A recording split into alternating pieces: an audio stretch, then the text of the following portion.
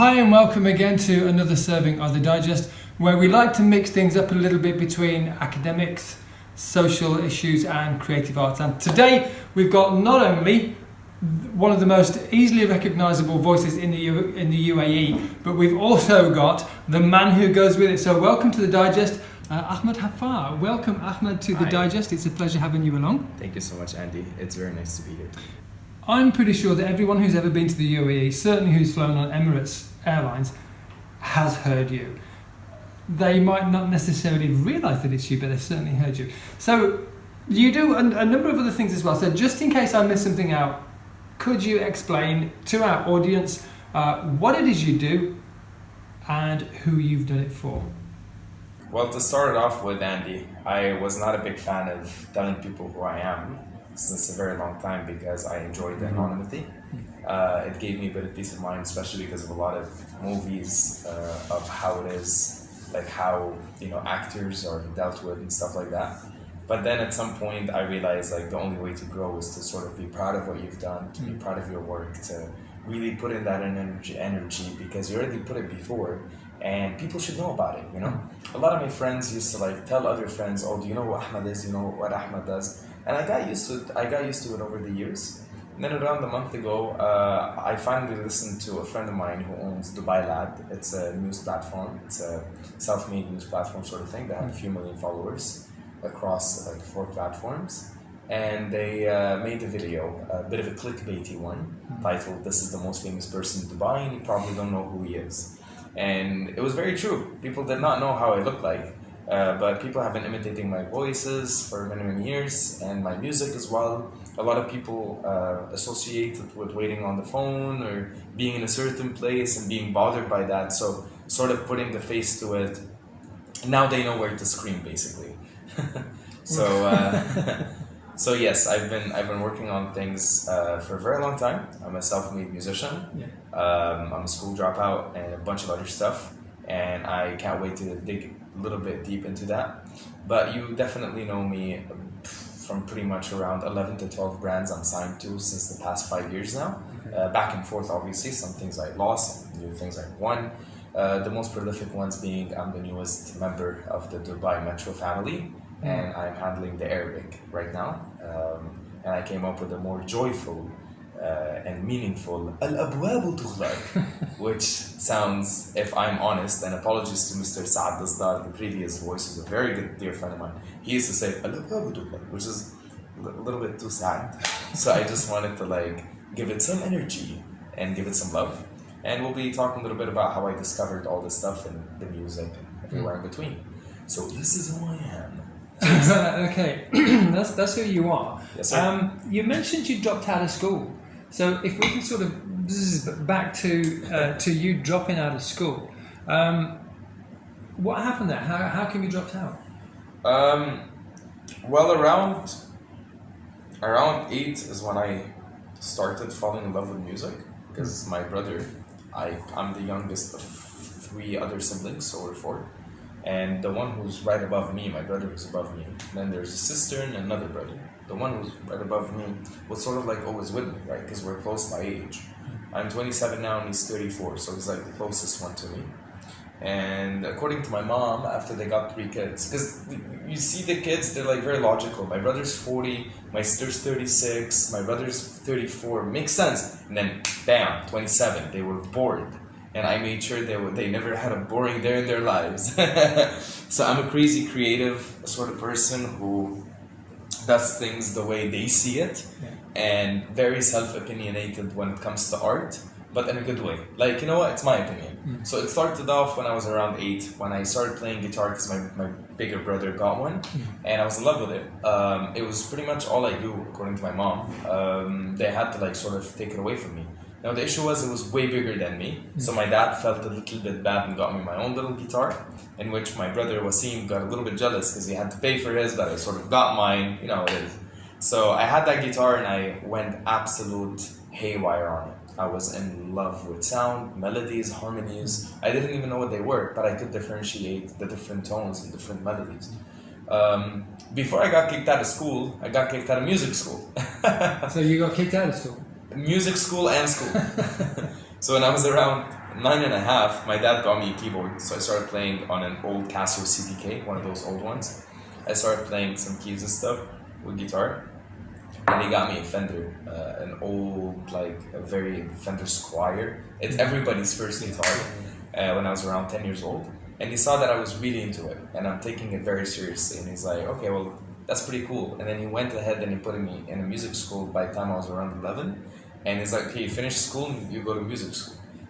Listen, Andy, I went in thinking, why not? I was convinced by doing it the right way. Nah, let me tell you why. There was a lovely man called Joseph. Joseph had one of those incredible beards and Popeye, like, you know, beautiful. And he was a lovely man. He was one of the heads of this entire conservatory, music conservatory, conservatoire we call it.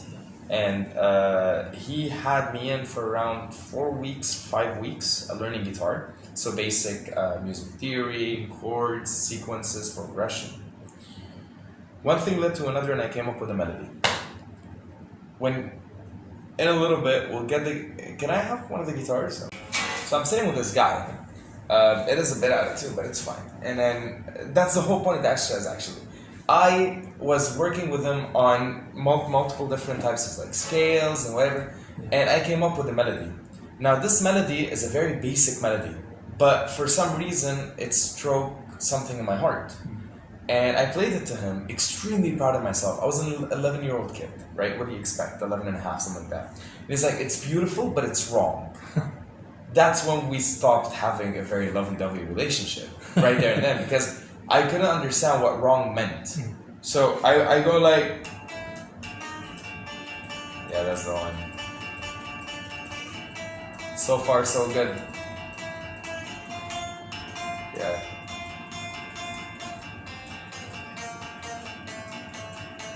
So according to him, it's pentatonic scale, wherever it was. I never studied music after that. The chord progression should not move from... Should be like that, right? So, but the way I did like that kind of vibe really hit me in. Told me it was wrong. So I couldn't understand what wrong meant. So every time I was in a lesson with him, I played this melody and I told him I'm in love with it. And he couldn't understand just why I was that much into it. And it was like, no, you either stop playing this or you're gone. I kept playing it because I was in love with it. I went to my dad. My dad's like, "Why don't you just give it up?" I'm like, "My dad's a poet, like yourself, by the way." And I'm like, "Dad, you understand this? It's what speaks to you. It's not what people say." Yeah. And he's like, "You know what? You're right. You do whatever you want."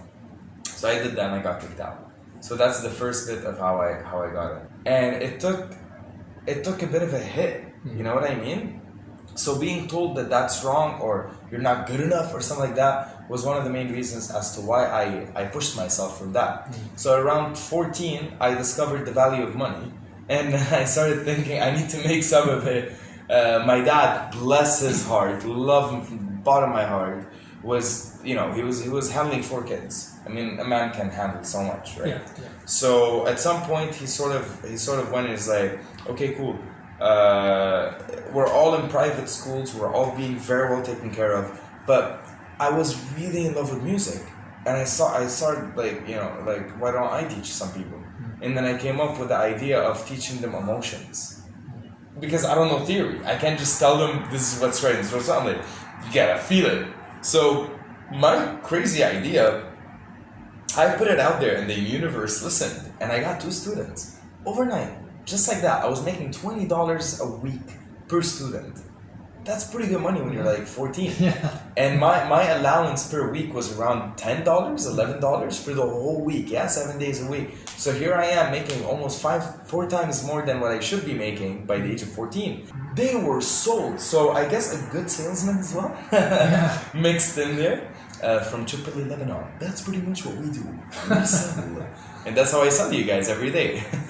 So from there on, I had these students, everything, and I was so focused on that musical bit and that part of my life that I end up failing school quite a bit. I failed something we call the brevet, which is the French system, and the brevet is what separates you. It's like it's high school, so you need to finish brevet to graduate. To graduate school, and then you go to high school. You do second 1, second 2, and then after high school you do university.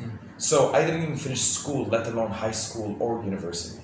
So, and I've always empowered myself, like the English language, like je parle français, j'ai étudié langue française. I studied French for the 15 years I was in school, 15, 16 years.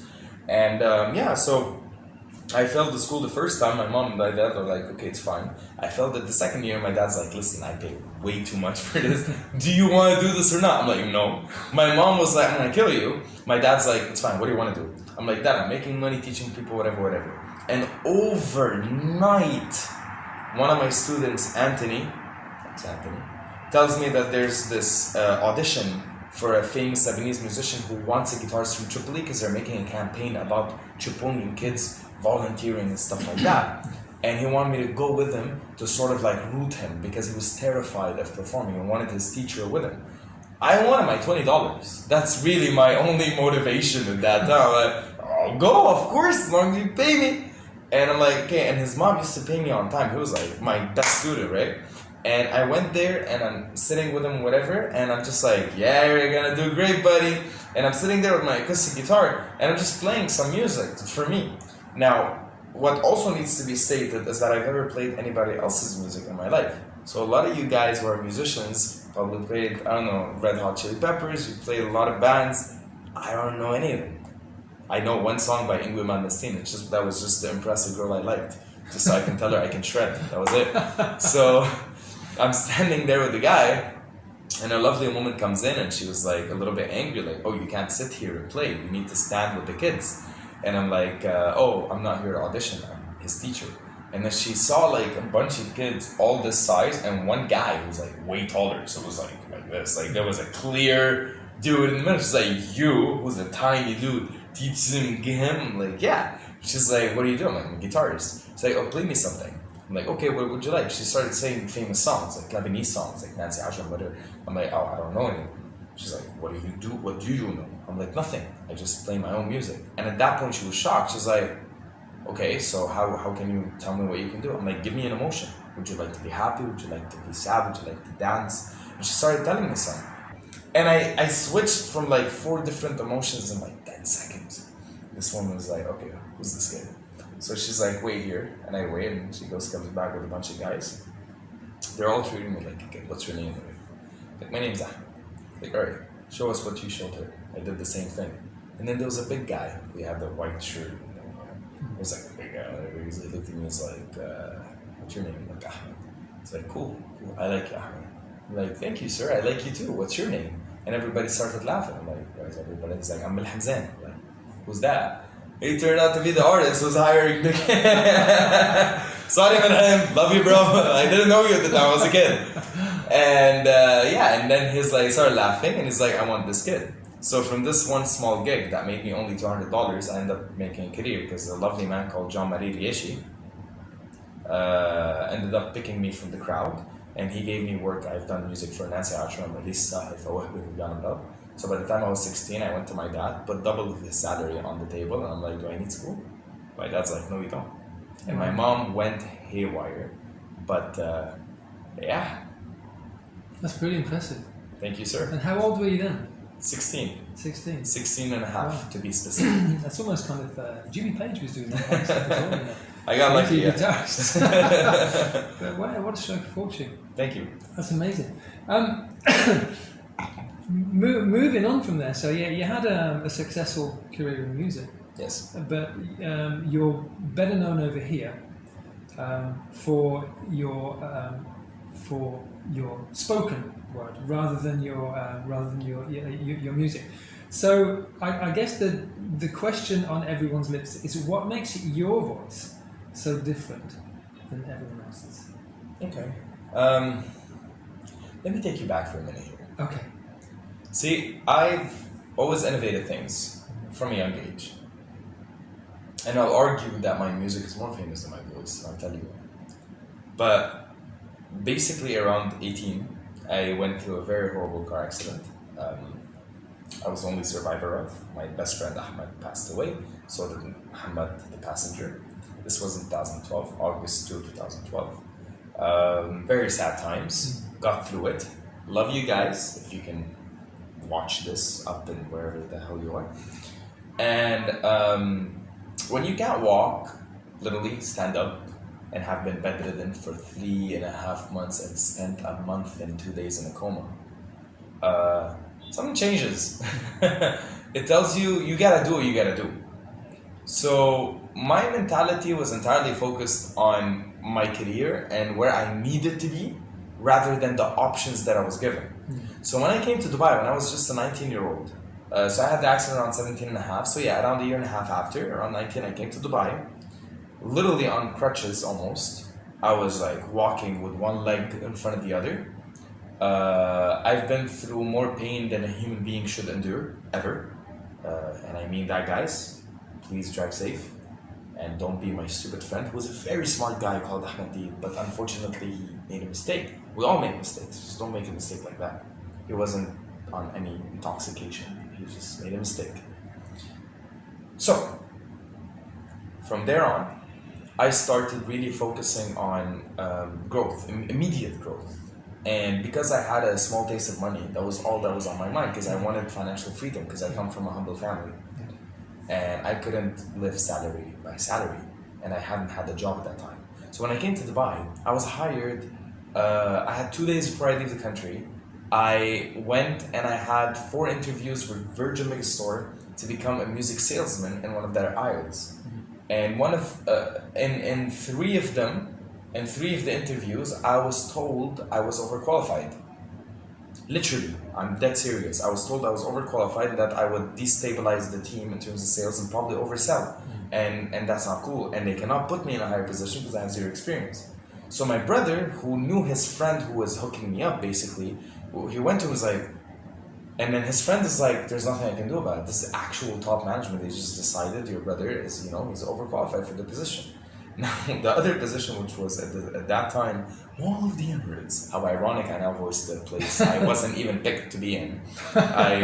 One of the people was a little bit aggressive in guiding me to the manager's office. And at the end of what I believed was an excellent interview, I asked a silly question, and I said, what would happen if I get into a fight? And the manager's face completely changed. He's like, I'm sorry? He's like, yeah, what if the dude wants to beat me, or I want to beat a dude? What do I do? And he's like, you come and speak to me. I had no idea I shouldn't have asked those questions. I wanted to be honest and fair. So, because this big dude with a big beard, Armenian, I think, just looking like, the office is there. Like, all right, Jesus hell, all right, I'll go right there. There's like, yeah, go there. I'm like, all right. So he incited that in me. But then around 2 days before going back home, my mom was going crazy, telling my brother, like, okay, Ahmad's a genius, but what do I do with him? Well, do I throw him back home? What do I do with our little genius? And then my brother met an old friend of his who, by complete mistake that night in the gym, on his way to the gym, and he was having coffee in JBR, and he's like, oh yeah, I opened up a music company or whatever. We do like custom-made music for like Carrefour and Galeries Lafayette, like music from time to time. They have libraries, they have a system, so you create different, like a pop playlist and whatever. They play at a certain time to speak to the people, basically. Like if it's a certain time where it's, then they put this kind of people. If it's a relaxing time, they put whatever, Brian Eno, Love Mr. Brian Eno. If you ever hear this, Mr. Brian Eno, ever, I love you. So from there on, I spent 3.5-4 months in that job, then I got fired. Not really good with people telling me what to do. That's the truth. So I got kicked out. So my brother went and told him what's going on. He's like, oh, your brother, blah, blah, blah, blah. And what really happened, so you and the viewers are fully aware of the actual story. I worked till 1 a.m. from 9 a.m. My shift was 9 to 6. I was getting paid 6,000 dirhams. I was promised more, but that was never honored. Sorry, man, just being honest. And it was never honored. So that already was getting on my nerves. And for around 2 months, I was told that I was going to get compensated correctly, and I wasn't. Now, as you figured out about my personality, I'm money driven when I'm young, because I'm hungry, because I need to make money, because that's my freedom on this planet. So basically what happened was he went ahead and he lied a little bit and stuff like that. I didn't like it.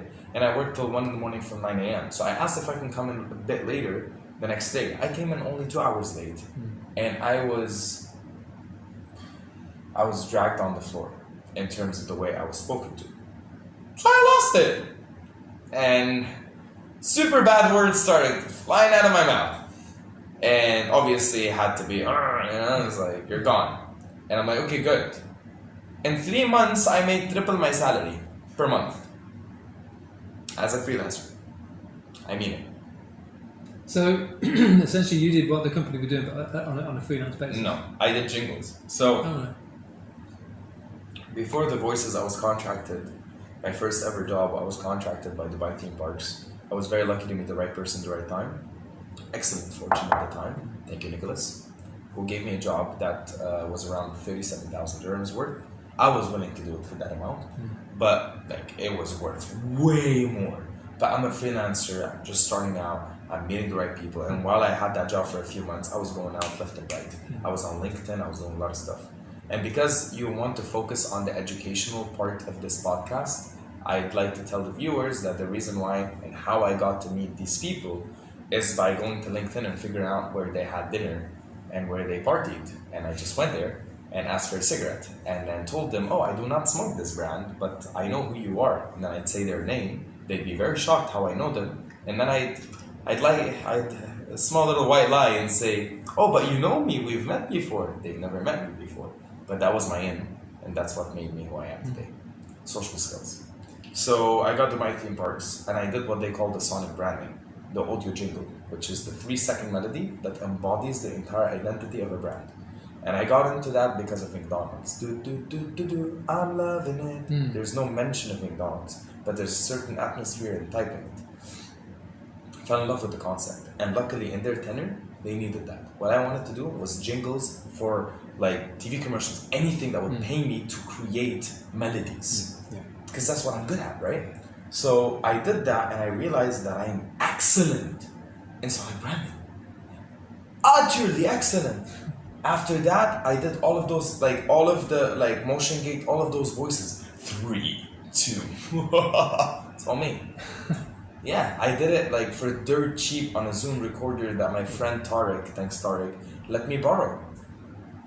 I had no money at the time. So when that money started rolling in, then I got Global Village, which I'm sure you've heard. That's my music. That's the sonic branding. Because you see, it sounds international. Is the journey to get to Global Village, to experience it. The journey continues. It's in the audio. So from there on, I started doing some voices because my clients requested me, other than the music and the jingles, can you tell us if, say, a certain script fits in a certain period of time? Like, can this radio advertisement fit in a 30-seconder? And I do it. Now, because I was recording and I was already affiliated with so many voiceovers, especially the big ones, I figured out their tricks in my own way and applied it to me in my own way, which is a very important topic we'll be talking about soon. And I figured out what worked for me, but in a very natural way. So then, one of the very, very first gigs I did was Dubai Airports. It was just a bunch of silly, small little announcements, which I did for free, by the way. And I didn't think it was going to be important. And then, ladies and gentlemen, welcome back to Dubai International Airport. It's everywhere.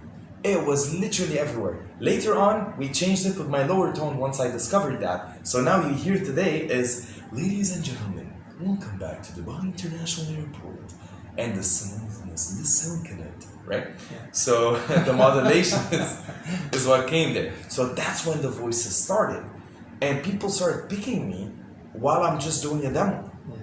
And then out of nowhere, a very good friend of mine, Miss Hind, a lovely human being, was responsible for me getting signed. My first ever contract with an actual brand to become the sole voice.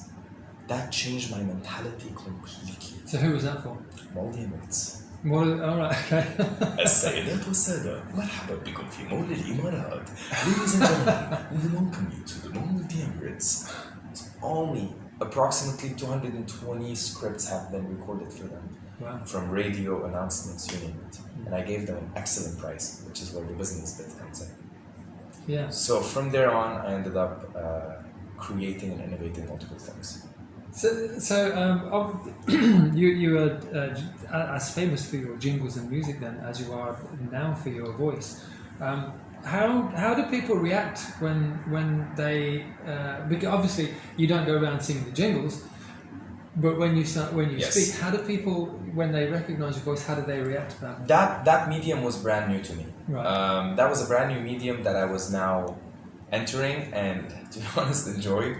Like when I went to Vox Cinemas and I heard my jingle, which you all know, it's for Majid Al Futtaim, all of it, not just Vox Cinemas, but it's used there a lot. So when you hear this, and immediately afterwards you hear, ladies and gentlemen, enjoy the show. That was a life-changing experience because you're talking two different services provided by the same guy. By the same guy who is a freelancer. While these massive studios are fighting for these sort of clients. And all I did was smile my way there. Be nice. It helps. But be honestly nice, not the fake nice. So from there on, I started evaluating that value of my voice. Yeah. How you mentioned there the smile in your voice. How do you get into character for the different voices that you do? Because I've noticed already you've got a number of them. Around 11 to be exact. Okay, you got 11 voices. Actually, I'm going to ask you about that a little bit later as well. So how do you get into character? How long does it take and how do you do it? So every brand, when they approach me, I started branding myself as a brand voice. I no longer did project-based. And I got signed for a certain period of time, but they paid a little bit less than market range. And that's how the game went. So what I do is I study the brand's market. So what the brand's market is, what kind of audiences they have, what is their backstory, what is their everything basically from A to Z. Their presentation, their company profile, and then I shape a tone that works for them in perpetuity until they decide to change their core value as a business.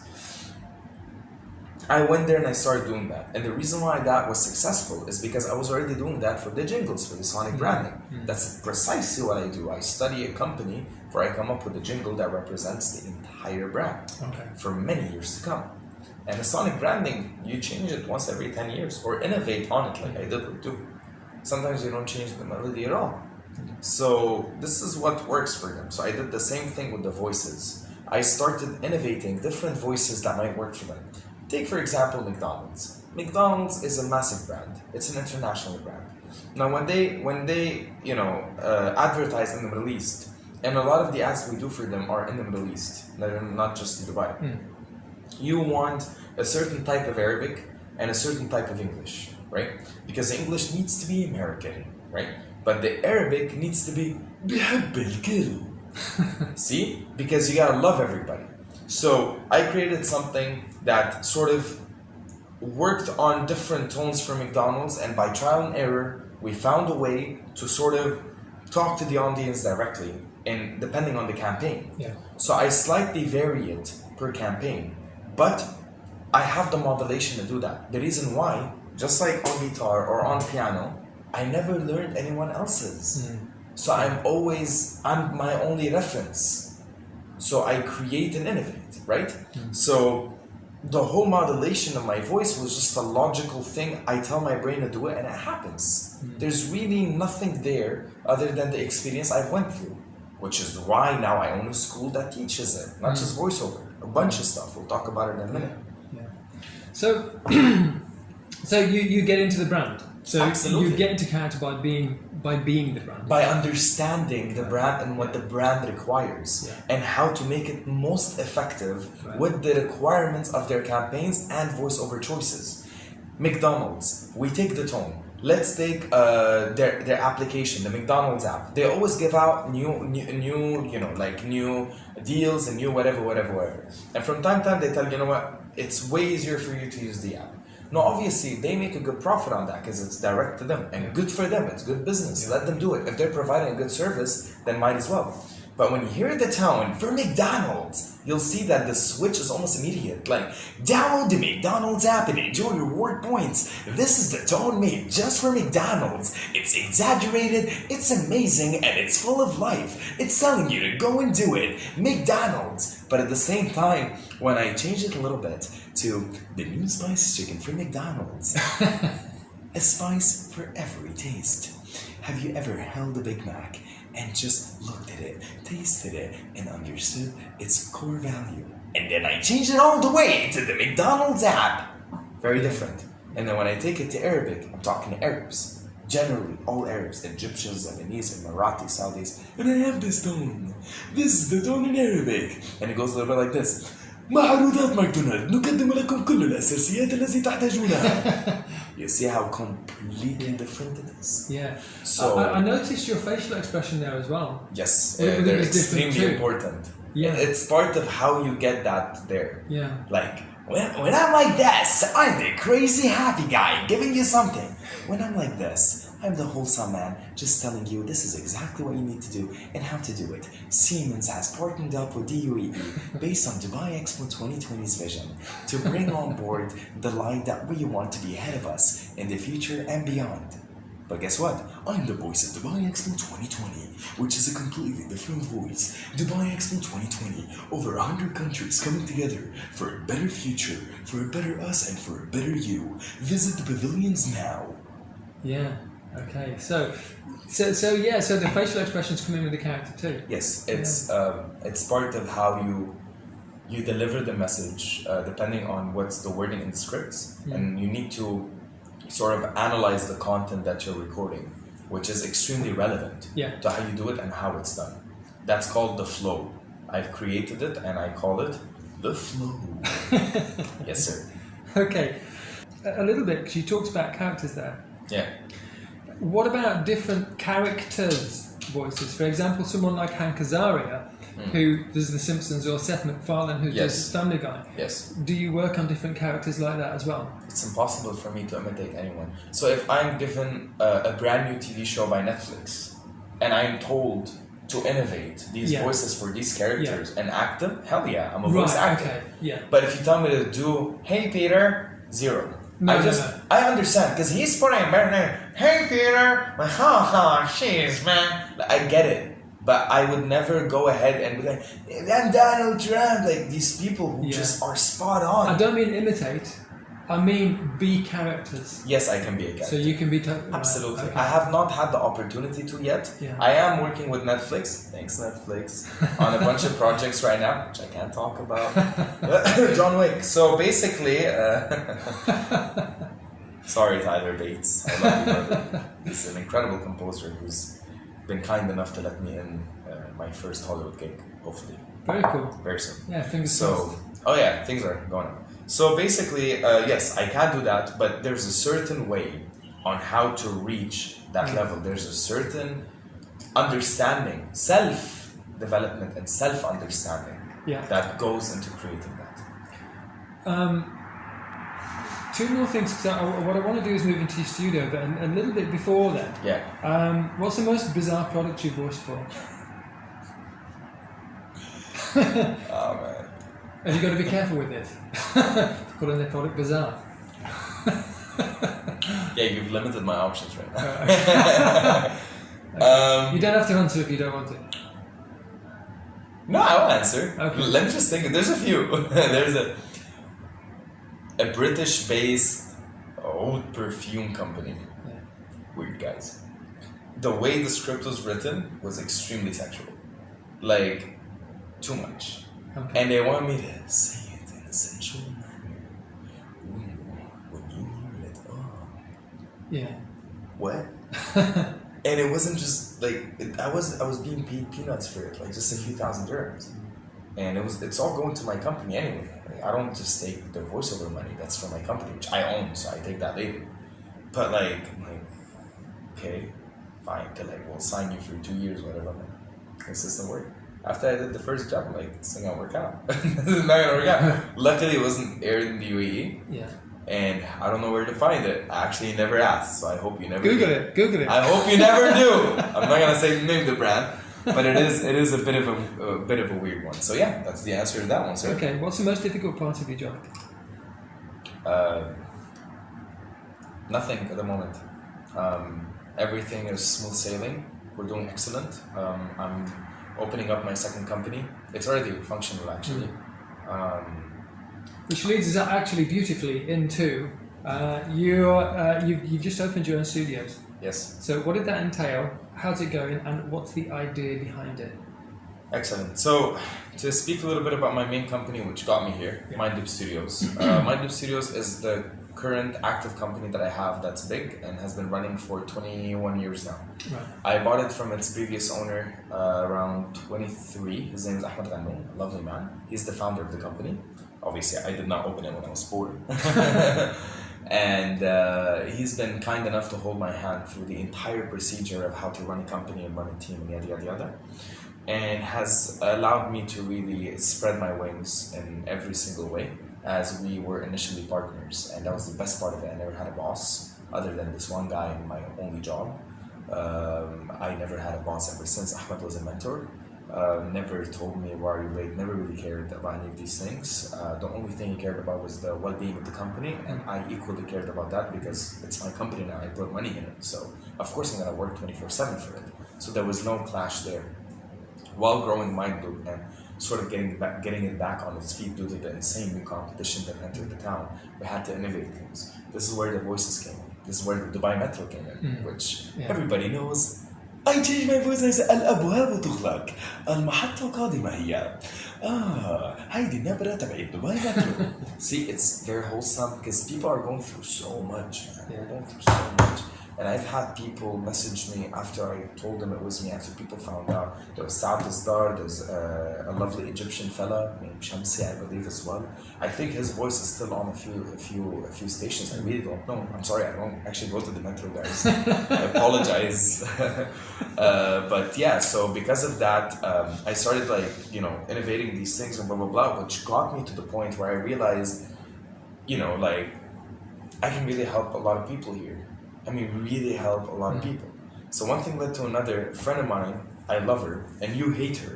She's the voice of Eva, Emirates MVD. You know the automated voice on Emirates MVD? Yes. Yes, that annoying person that hi, I'm Eva. Unfortunately, guys, she was my first student. So she came to me promising me work from Emirates MVD on marketing level, and of course I wanted that. So I'm like, yeah, man. And then one thing led to another, and I created a program that was just for her. And I was teaching her voiceover, my very first student ever, and around 3 weeks in I realized it's all wrong. Because she was sort of, it was based off what I did, and that didn't work out. So I completely changed it for her.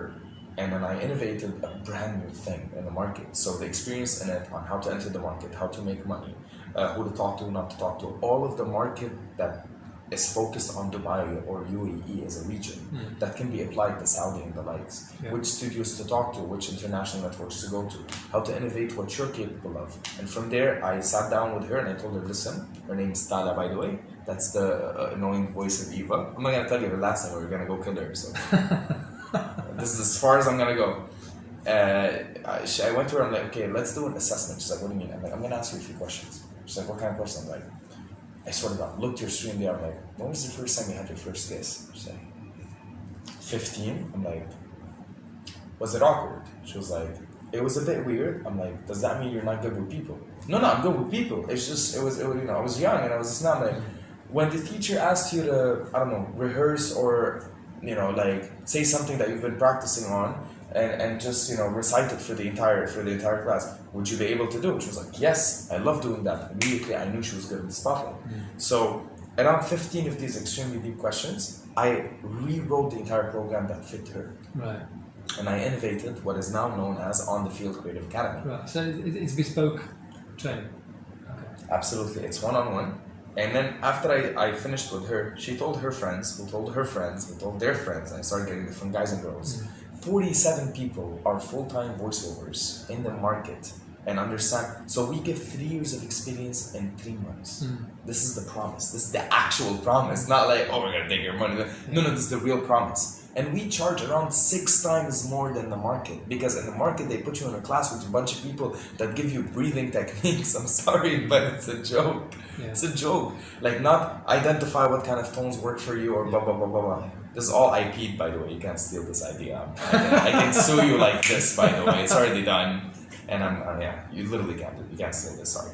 So, literally, I can sue anyone. It was just good. And all of my friends immediately was like, Ahmad, go register your IP, go. And I did. Luckily, I did. It barely cost me anything, by the way. It's like 10K, it's nothing. So I did it, and then I started teaching these people. My prices started at around 5, and I started charging 15, and then 25, then 30. And I started getting other teachers, because I couldn't keep doing this. Yeah. So a teacher would come, learn my program the way I am teaching it, because it's about the people, right? It's not about me, it's about my vision. They pay me to learn that, and then I get them students, and they get a cut out of that. It's quite genius, really.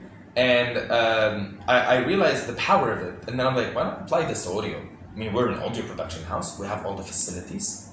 Bam, got my guys, listen, you're good in music composition, whatever, I'm good in jingles. You're good in like being an engineer, like how to please the client, how fast, whatever. What programs can we use? Pro Tools, Logic Pro, let's do this. All right, let's all sit down. The program came to life. We've already graduated 4 people, 35,000 dirhams per student. People are buying. Because when they sit down and see the value of what we created and how well we give it to them so that they can make their money back. And they are working. And they're working, exactly. So the thing is, the only way they won't make their money back is by simply being lazy and not trying hard enough. Not knowing the right people enough. Yeah. Because if you give them the right kind of experience that takes them years to learn in a few months, there's no homework in the school. There's no what's right and wrong. It's what will work for them. And this is why I called it On the Field Creative Academy. It's all about being on the field, in the middle of war. Yeah. This is a war. Okay, so you don't think the market can get saturated with voiceovers? No, voiceovers or audio engineers. So I'm sorry, I forgot to mention, we are now building the video and photography classes to be available by end of 2022. Yeah. And the office will officially open in July 2022 in GLT. I'm trying to place that. So you're doing the whole thing from start to finish? Yes, absolutely. Everything involved. And I'm getting the right teachers. And every single teacher I had is important. Like, for example, for the voiceovers, I have Rani Abinader, who's the voice of Dove. Madhav. Everybody knows her. My other teacher, her name is Ramia. She does, what's it called? Galaxy. عندما تشوك شوكولاتة. Everybody knows her. So I'm getting AAA rated. My audio engineers, I have some of the best people in town doing this. Some of the best composers doing this. And the same will be applied to photography and video, post-production and production. So I guess all this training will boost their confidence as well. Yeah. Not only that, it will tell them what the clients need. Yeah. It will tell them what they don't teach them in school. So just so I can be clear, guys, I'm not telling you don't go to university. I am not a university. I am the internship. I am the bridge between you finishing education and going to the market. Take the education, build your base. Without it, you can't. You can't compare yourself to someone like me or others who are like me. We had a very tough life to get where we got. You got lucky enough to learn it the right way, let's say, and then sort of want to go through that. We are the bridge to take you to the next level, into the market to make your money back. On the Field Creative Academy, one-on-one, custom-made, tailor-made programs. Yeah, sounds really exciting. Thank you. Yeah. How, we're sort of getting to the end of my questions now. How's having the most famous voice in the Middle East changed you? Has it changed you? It's intense. It hasn't changed me. It's intense. Like when you, like Emirates Airlines, obviously, like, because people travel, right? I didn't know the power of that when I did it. And it was just it's a bunch of few small jobs that ended up becoming more jobs, and I love working with these people, and I'm so honored that they're using my voice. And Nassim Ramadan, who's also known for Emirates, he gets pissed off when I won't say his name. I have to say his name. And we try so hard to have that. It's very, it's very like. Because you need that there, it's important. It's important, like that comfort, that whatever. And being this voice is just a reminder that what I'm doing is working out, that I'm not a failure, that I'm doing just fine, and that sometimes in life, الأبواب تغلق, but we all want them to الأبواب تفتح, right? So that's pretty much it, man. It's a start for me to create a new way, because no one is a brand voice. A voiceover is a voiceover. Yeah. Like a brand would come to you and tell you, we're gonna want you to be our voice, but you're not allowed to work with anyone else. I flipped the table. Yeah. I'm like, no.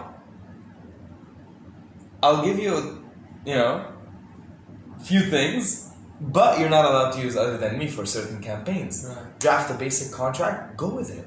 Yeah. So no one's done that. And I'd like to make it clear, unless someone can come and prove me wrong, I'm the first person who did that. Mm. Literally, please come and tell me I'm wrong. Show me proof. Okay, here's another one for you. When you're on an Emirates flight and you hear you, do you ever copy it? Do you ever? as a joke? I had a lovely old man the last time I went to Lebanon. He's Lebanese. Came on. Nassim's bit came on too, just so he doesn't get pissed off. And I heard it, and I looked at the guy behind me, an old Lebanese guy. And I'm like, "Ala Ma'allim," like, "Hello, sir," in Lebanese. He's like, "Hi, Habibi." I'm like, "Can you hear that?" It's like, "Yeah." Like, that's me. It's like, is it really? Is it?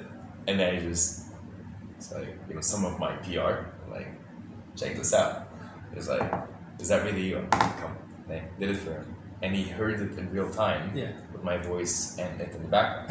And he looked at me and he's like, "I wish my son was as successful as you." And that brought me to a tear. So that's how it made me feel. Wow, cool. So people do recognize you with your voice? Yes. Yeah, it's not surprising. My normal voice is very annoying, but because of how many different brands I do and how many different tones I've accomplished, order favorite food on Talabat. Talabat, please order now. I beg you, order now, right now. Like, and obviously my very good friend Eli Iskandar also does that. So, very good thing. Eli Iskandar, very good friend of mine, he does Talabat as well. He imitates voices. Mm. When you hear how he imitates voices, you will lose. Go to Facebook right now, write Eli Iskandar, watch his video where he's imitating over 30 voices, including Morgan Freeman. He's the best imitator of Morgan Freeman in the Middle East. If you ever heard Morgan Freeman in the region, it's one guy. That's his name. So he's good at that. I'm good at the absolute opposite. Right. And he's a very good friend of mine. He's been one of the people that inspired me to get to this level. And when I go to him, and it's not like a competition. That's the good part. Yeah. We help each other out. We're all the same. But because I landed sort of like the biggest gigs by simply coming up with the best deal. You know what I mean? And for years to come, it's not like there's contracts in place. It's me, Yeah. And now a lot of brands are coming to me. And to be honest with you, I'm shutting some of them down. Because I don't see myself branding myself to them. Right. Like music, no problem. Yeah. But voice, I just can't. It So just doesn't make do sense. you pass that on to someone that you might think would Absolutely. At Mindloop Studios, we have access to over 350 voiceovers Okay. from Emirati, Saudi, kids, adults, American, British, Australian, male, female, kid, you name it. We have a massive database, and it is considered to be today one of the best studios in the Middle East, and definitely the biggest in Dubai. I love Soundstruck. I love Mango Jam Studios. I still like BKP-ish. But Mindloop is where it's at. We're young, we're hungry, we're powerful. The company's already 21 years old, but with a brand new face and a brand new soul. So please, join us, and you get to have me. So yes, sir. How do you take care of your voice? I don't actually. I don't smoke much. Just the occasional tobacco roll here and there. I don't force myself to record for long. Like when I did Dubai Expo, I recorded 270 something scripts for Dubai Expo between 2019 and 2020. And hence Dubai, I'm the voice of Dubai Expo 2020. So like all the pavilions, please, when you look at your right, the bus tours, the announcements, all me. So when you're walking around there, I'm sorry, I haven't even been to Dubai Expo to even hear myself there. But basically, yeah, like when you go on the bus tours and all that, like you're talking hundreds of hours, not hundreds of hours, I would say tens of hours of recording, sometimes 6 hours at a time. That harmed my voice. So when I used to tell them, like now I'm so systematic, and this is what we teach on the field. Like I have all this experience packed in there, you know, refined per person, and yeah, so I take care of it by, and every student that I personally taught before I had teachers asked me the same time, like, okay, Ahmad, how do I take care of my voice now? And some people came in, they didn't know how to speak 2 words. I swear to God, they didn't know how to look at a script and actually identify certain emotions, like buy now, order now, like all of these things, or like Air Arabia, where next? You see how it's like, where next? What's gonna happen now? So that kind of vibe is what gets it there. It's what gets you there, right? So I had to sort of like put those in a unique way. So the best way to take care of your voice, as I tell everyone, is just not to use it needlessly. And more important than taking care of your voice, don't say stuff that is wasting people's time. Don't say things that are wasting people's time. That's what matters more than not harming your voice. Don't waste people's time. Go to them and tell them if you can do something or not. The money will come. The power will come. Know how to treat it. Know how to take care of it so it can take care of you. Okay. Ahmad, final question. What do you do in your spare time? Exactly what I do in my professional life. Talk. Yeah, I talk, I make music, I make a lot of music. I'm known as Rhythmic in Dubai. It's a small little project that I use. I make electronic music, very experimental electronic music, like drill and bass, acid techno. That's the kind of background I come from. I'm a massive fan of Aphex Twin, as you know, as I mentioned. So anything by Bjork, Boards of Canada, Audiker, so that kind of music, Square Pusher, that kind of music. Just very underground electronic music. So I listen to a lot of that, and I make some of that. And what I do in my spare time is that I go to a restaurant that I really like, that is on the very expensive side, that usually has live events. I go there, talk to the manager, and tell them, you know what, I'm gonna go on stage and make an appearance, but I'm gonna order whatever the hell I want. And 99.9% of the time they say yes. So I tend to take very, very, very nice dates and end up paying with my voice. That's pretty good. That is pretty good. I agree with you completely.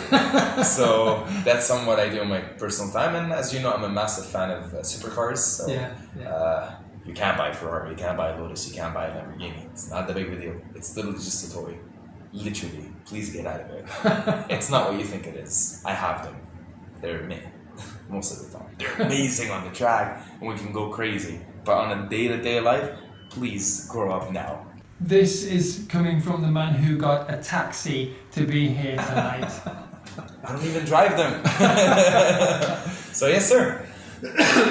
Ahmad, it's been an absolute pleasure talking to you, mate. Thank you so much, Andy. Thank you so much for having me. And please, can you do me a personal favor? Yeah. Just from between me and you? Yeah. Always remember, no matter where you go in life, الأبواب تفتح. شكرا. أهلا وسهلا. Cheers. Thank you. Thank you for having me. Cheers.